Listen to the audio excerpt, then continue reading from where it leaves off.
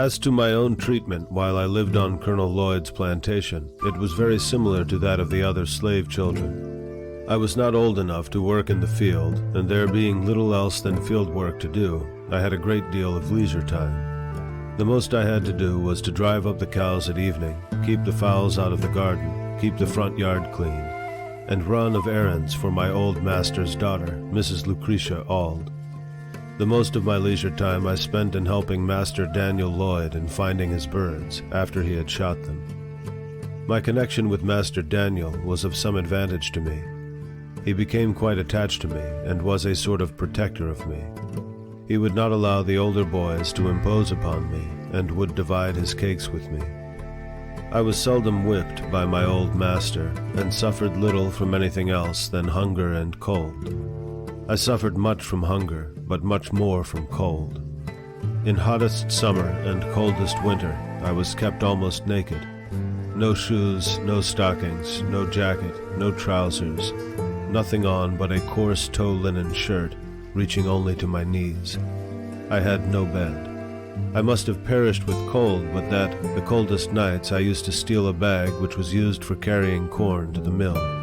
I would crawl into this bag and there sleep on the cold, damp, clay floor, with my head in and feet out. My feet have been so cracked with the frost that the pen with which I am writing might be laid in the gashes. We were not regularly allowanced. Our food was coarse cornmeal, boiled. This was called mush. It was put into a large wooden tray or trough and set down upon the ground. The children were then called, like so many pigs, and like so many pigs they would come and devour the mush, some with oyster shells, others with pieces of shingle, some with naked hands, and none with spoons. He that ate fastest got most. He that was strongest secured the best place, and few left the trough satisfied. I was probably between 7 and 8 years old when I left Colonel Lloyd's plantation. I left it with joy.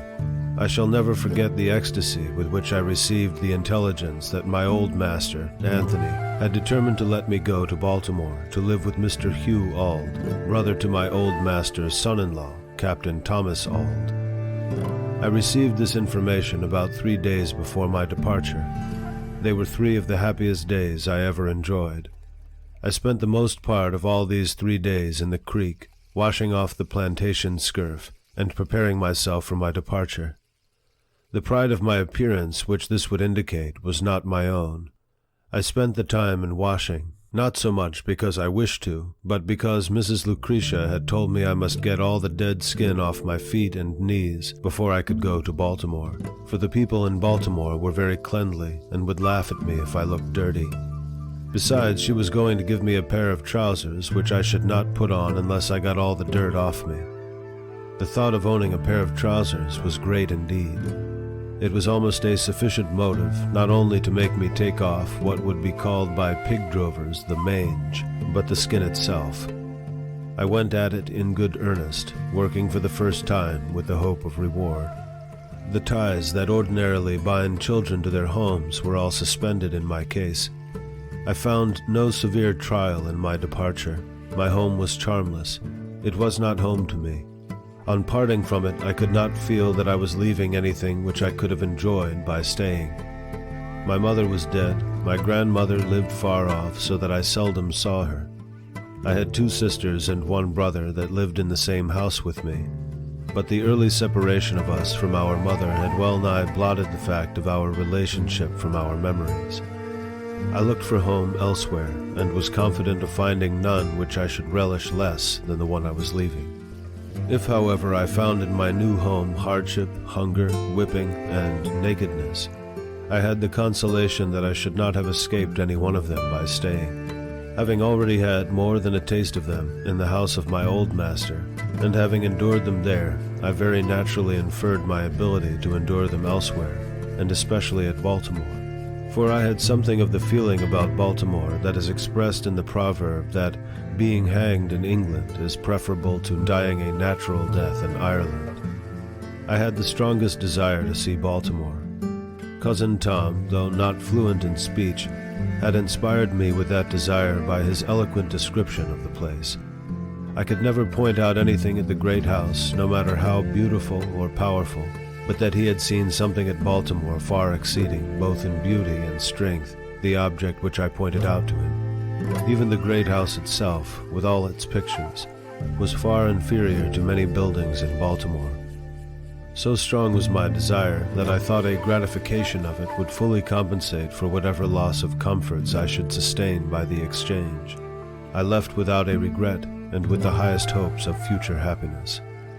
We sailed out of Miles River for Baltimore on a Saturday morning. I remember only the day of the week, for at that time I had no knowledge of the days of the month, nor the months of the year. On setting sail, I walked aft and gave to Colonel Lloyd's plantation what I hope would be the last look.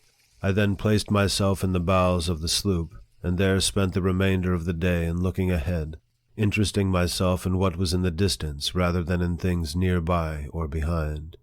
In the afternoon of that day we reached Annapolis, the capital of the state. We stopped but a few moments so that I had no time to go on shore. It was the first large town that I had ever seen, and though it would look small compared with some of our New England factory villages, I thought it a wonderful place for its size, more imposing even than the Great House Farm. We arrived at Baltimore early on Sunday morning, landing at Smith's Wharf, not far from Bowley's Wharf. We had on board the sloop a large flock of sheep, and after aiding in driving them to the slaughterhouse of Mr. Curtis on Loudon Slater's Hill, I was conducted by Rich, one of the hands belonging on board of the sloop, to my new home in Alisana Street, near Mr. Gardner's shipyard, on Fell's Point. Mr. and Mrs. Auld were both at home, and met me at the door with their little son Thomas, to take care of whom I had been given. And here I saw what I had never seen before. It was a white face beaming with the most kindly emotions. It was the face of my new mistress, Sophia Auld. I wish I could describe the rapture that flashed through my soul as I beheld it. It was a new and strange sight to me, brightening up my pathway with the light of happiness. Little Thomas was told there was his Freddie, and I was told to take care of little Thomas. And thus I entered upon the duties of my new home with the most cheering prospect ahead. I look upon my departure from Colonel Lloyd's plantation as one of the most interesting events of my life. It is possible, and even quite probable, that but for the mere circumstance of being removed from that plantation to Baltimore, I should have today, instead of being here seated by my own table in the enjoyment of freedom and the happiness of home, writing this narrative, been confined in the galling chains of slavery. Going to live at Baltimore laid the foundation and opened the gateway to all my subsequent prosperity.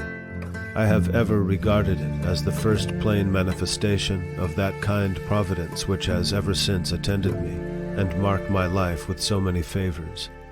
I regarded the selection of myself as being somewhat remarkable. There were a number of slave children that might have been sent from the plantation to Baltimore. There were those younger, those older, and those of the same age. I was chosen from among them all, and was the first, last, and only choice. I may be deemed superstitious, and even egotistical, in regarding this event as a special interposition of divine providence in my favor. But I should be false to the earliest sentiments of my soul if I suppress the opinion. I prefer to be true to myself, even at the hazard of incurring the ridicule of others, rather than to be false and incur my own abhorrence. From my earliest recollection, I date the entertainment of a deep conviction that slavery would not always be able to hold me with its foul embrace.